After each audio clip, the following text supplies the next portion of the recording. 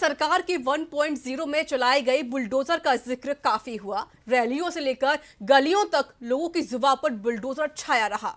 यही नहीं, मंचों से भी जहां सीएम योगी के ही नहीं बीजेपी आलाकमान के शब्दों में भी बुलडोजर का इस्तेमाल हुआ, तो वहीं विरोधी पार्टियों ने भी जमकर बुलडोजर के नाम पर सियासी तीर छोड़े।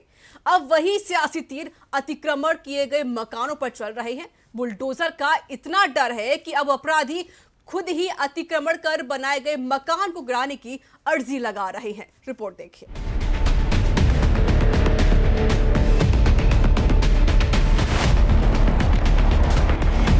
यूपी विधानसभा चुनाव के प्रचार के दौरान सपा मुखिया अखिलेश यादव ने सीएम योगी को बुलडोजर बाबा के नाम से संबोधित किया। अब योगी सरकार 2.0 की शुरुआत हो चुकी है। लोगों में फिर से बुलडोजर का डर सताने लगा है। लेकिन इन सब के बीच जनपद रामपुर में एक अजीबोगरीब वाकया देखने को मिला। योगी सरकार के बुलडोजर के डर से ग्रामीण ने खुद ही अपने अतिक्रमण कर बनाए गए मकान को गिराने की अर्जी लगा दी। रामपुर की तहसील शाहबाद अंतर्गत गांव मित्रपुर आरेला के बाशिंदों ने अपने ज्यादातर मकान पुराने जमाने से पड़ चुके तालाब और कब्रिस्तान पर अवैध रूप से अतिक्रमण कर बना रखे हैं। योगी सरकार बनने के बाद लोगों में सरकारी जमीनों से अवैध कब्जे हटाए जाने का अभियान शुरू हो चुका है, जिसके डर से एक एहसान नाम के युवक ने एसडीएम के यहां अर्जी देकर अपना मकान तोड़वाने की मांग कर डाली और खुद की जान को खतरा भी बता दिया।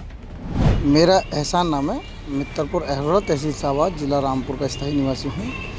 मेरा पुश्तैनी मकान दादा परदादा के टाइम का मकान था। वो जब नक्शे में देखा गया है तो वो तालाब की भूमि पाई गई है। वहाँ पे मैंने एसडीएम साहब से आपत्ति लगाई। मैंने कहा साहब ऐसे ऐसे ये मकान है, मकान को गिरवाया जाए।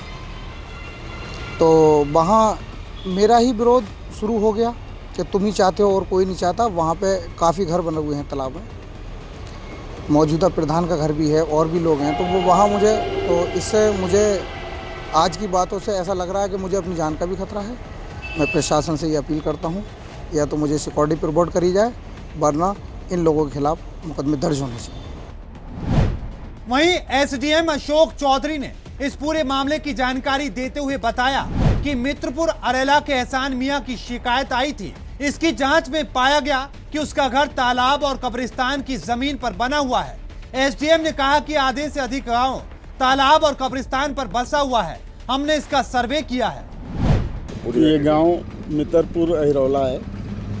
यहाँ के एक हैं एहसान मियाँ, शिकायत किया कि साहब प्रधान घर बना रहा है और उनका घर कब्रिस्तान में बना है। यहाँ पे मैंने जांच किया तो प्रधान का घर तो वास्तव में कब्रिस्तान में बन रहा है, लेकिन यहाँ पे तालाब और कब्रिस्तान के नंबर में आधे से ज़्यादा गांव बसा हुआ है। मैं उस दिन सर्वे करके गया था।